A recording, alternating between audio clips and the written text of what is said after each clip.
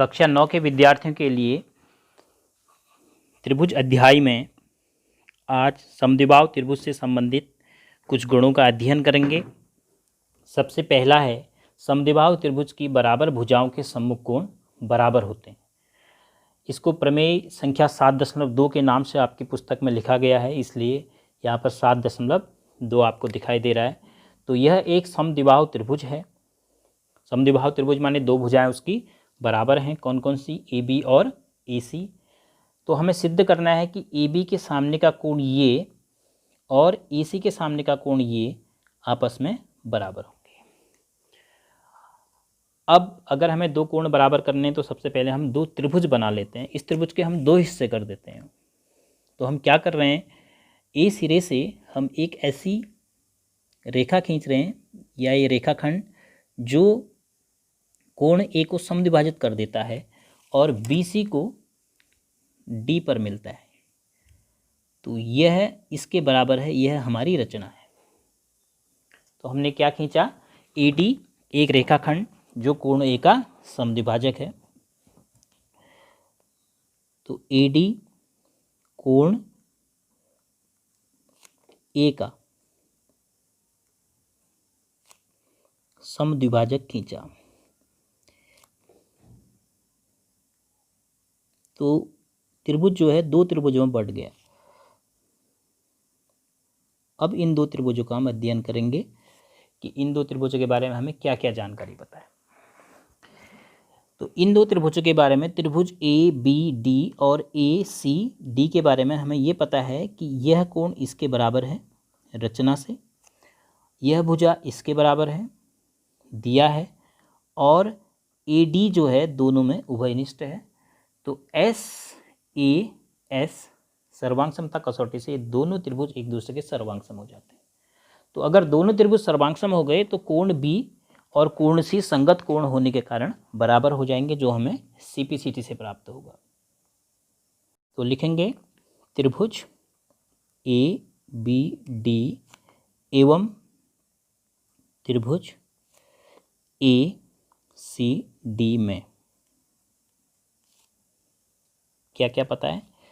एक पता है ए बी बराबर ए सी, ऐसा आपको शुरू में ही दिया था कि ये त्रिभुज क्या है, समद्विबाहु है।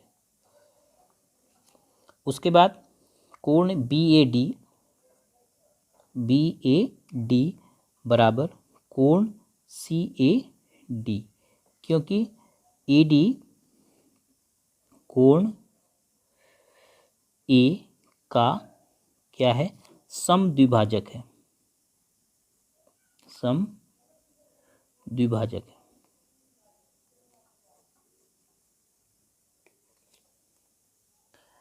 और AD जो है दोनों में उभयनिष्ठ है। तो AD बराबर AD, क्योंकि ये दोनों त्रिभुजों में उभयनिष्ठ भुजा है। तो SAS सर्वांग समता कसौटी में ये तीनों जानकारियां फिट हो रही हैं। तो SAS इसलिए SAS सर्वांग समता कसौटी से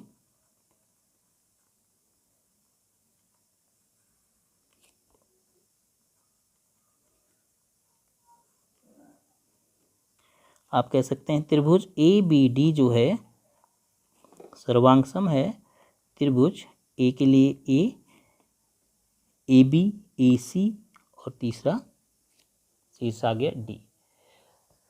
तो क्या अब यहाँ से आपको बी और सी कोण, देखो कोण बी और कोण सी क्या मिले, यहाँ से संगत कोण मिले, करस्पॉन्डिंग। तो कोण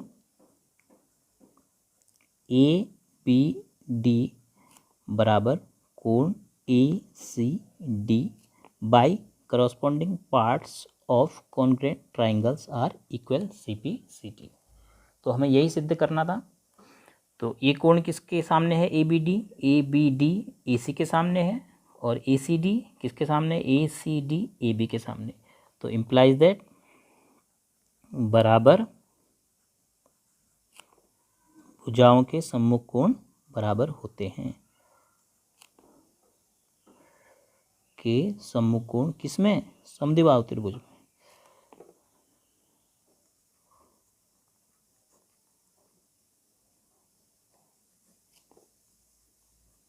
ऐसे इसको आप सिद्ध कर सकते हैं। अब इसको आप एक नियम के रूप में याद भी रखेंगे।